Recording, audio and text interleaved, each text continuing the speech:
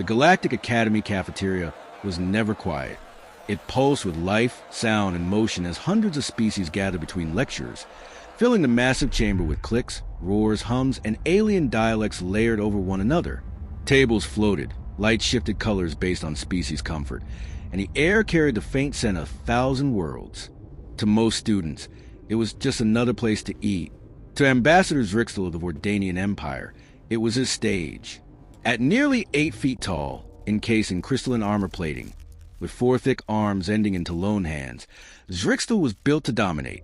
His kind evolved as apex predators on a high-gravity world, and they made sure everyone knew it. As he surveyed the room with smug satisfaction, his attention caught on something that didn't belong. A human. Emily Carter sat alone at a corner table, calmly unwrapping what the galaxy classified as death world rations. A turkey sandwich, an apple, a small bag of chips. At 5'4" and barely over 100 pounds, she looked fragile, almost out of place among the armored, clawed, and venomous beings surrounding her. To Zrixtal, she looked like entertainment. He approached slowly, his heavy footsteps drawing attention.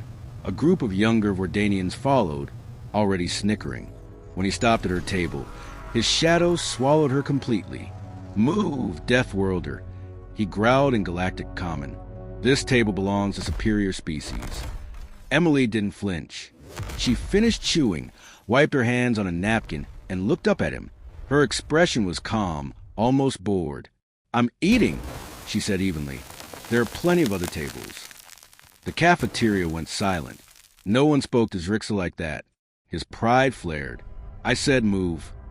One of his primary arms swung forward, striking Emily across the shoulder with enough force to knock most species unconscious.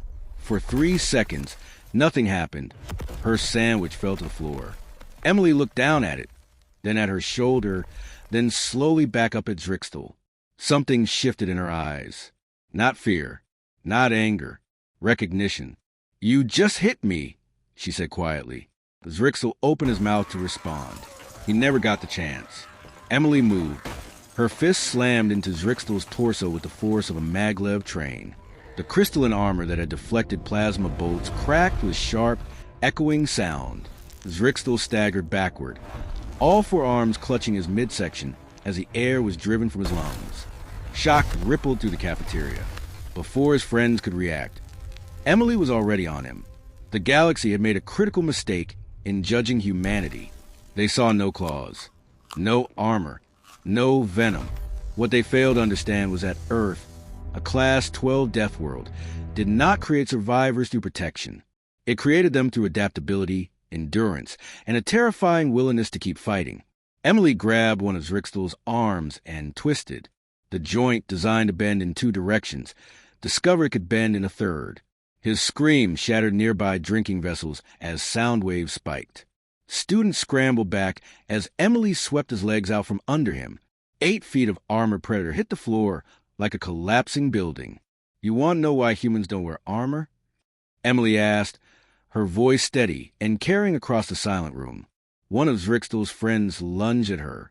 Emily sidestepped effortlessly, caught his arm, and redirected his momentum straight into a support pillar. The alien crumpled, stunned. "Because we don't run from predators," she continued, planting her foot on Zrixtal's chest as he struggled to breathe. "We become them." Her eyes scanned the room. "On Earth, we have sharks that smell blood from miles away. We have animals that hunt for sport, insects that kill millions, weather that flattens cities, plants that can kill you if you touch them." She leaned closer, her smile calm and terrifying. "And we survived all of it." Zrixtal's pride broke before his body did. Station security finally arrived, weapons raised. They froze at the doorway, taking in the scene. 1 human standing calmly, 3 Vordanians on the ground, 1 with a visibly dislocated arm. "She attacked us," one alien wheezed. A small Pickian voice spoke up. "I recorded everything." The footage confirmed it. The Vordanian struck first. The human defended herself. The security chief, a veteran Calderan, looked at Emily with weary respect. "Miss Carter," he said, "you'll need to come with us." "Of course," Emily replied, stepping back and picking up her apple. She took a bite. As Emily walked with security, the cafeteria remained frozen in stunned silence. Zrixtal lay on the floor, drawing shallow breaths as medics rushed in. His injuries were extensive: cracked armor plates, a dislocated arm, bruised internal organs, and something no scanner could quantify: irreparable damage to his pride. The footage spread within minutes. By the end of the day, it had reached every station, ship, and classroom in the sector. The story wasn't exaggerated. It didn't need to be. A human student had dismantled a Vordanian bully in under 10 seconds. Security released Emily after her statement. No charges. Clear self-defense. The chief believed her when she said she had shown restraint. He had read the human files. He knew their history. Thousands of years of warfare.